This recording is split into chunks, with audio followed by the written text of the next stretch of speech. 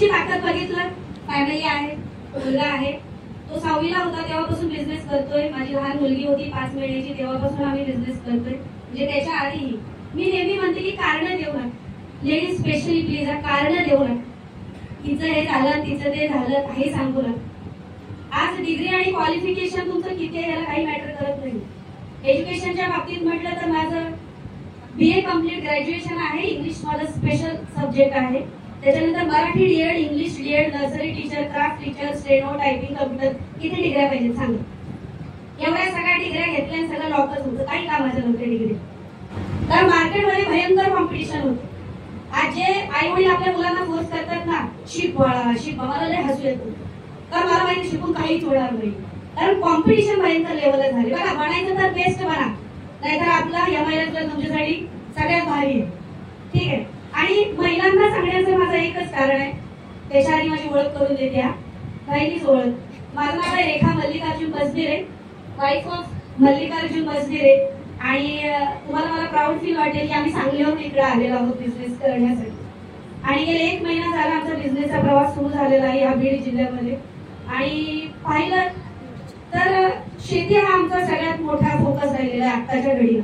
हेल्थवरती तर खूप मोठं काम केलंय. तुम्ही सगळ्यांना सांगते, हेल्थविषयी जागे राहा. तुम्ही स्वतःच्या शरीराविषयी बिलकुल जागृत नाहीये. यंग पिढी किती येतं, यंग जनरेशन, अजून नोकरी करणार आहोत आम्ही. मुलं हातवर करा, का नाचताय, हातवर करा. हा, आणि वयस्कर पण मंडळी दिसताय. बरोबर आहे. ज्यावेळेला बिझनेस सुरू केला, नवीन शिकलेल्या मुलांना सांगायला लागलं, तुम्ही काय आम्हाला सांगू नका, तुमच्यापेक्षा आम्हाला लय भारी माहिती. वयस्कर लोकांना सांगा, तुमच्यापेक्षा अनुभव आम्हाला लय. तर सांगायचं कुणाला? सांगायचं कुणाला बिझनेस सांगा. पण एकच माहिती होतं, बोलणारे बोलून जातील पण करणारा पण करून जाईल. करायची जिद्द ठेवली.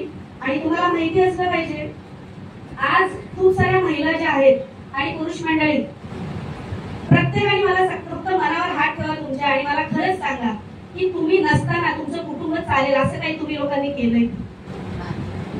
पुरुष मंडळी आता एकच विचार करा, तुम्ही नसताना तुमच्या बायका करणार काय? बघ, आता इथं लेडीज आहेत, खूप साऱ्या लेडीजच्या बाबतीत असं घडलं पण असेल. ज्या लेडीजांचा नवरा अचानक डेथ झाला, त्या लेडीजला फक्त एकच काम, ते म्हणजे लोकांच्या घरी धुणं भांडी करणे, कुठल्या तरी कंपनीत कामाला जाणे, किंवा ब्युटी पार्लर चालवणे, किंवा शिलाई मशीन चालवणे. बरोबर आहे का महिला मंडळ? एवढंच काम आहे ना. डिग्र्या घेतलेल्या बाया परेशान झाल्यात. आता बाहेर जाऊ शकत नाही, एवढी मोठी डिग्री आहे, धुणं भांडी तर कसं करायचं? आजच्या वेळेला आपण सगळे डेंजर झोन मध्ये आहोत. आणि हा बिझनेस तुमच्यासाठी खूप मोठी ऑपॉर्च्युनिटी घेऊन आलेला आहे. आणि तो कुठेतरी धोका मला आणि माझ्या मिस्टरांना जाणवत होता. कारण पेन्शन होती, घर होतं, गाडी होतं, सगळं होतं.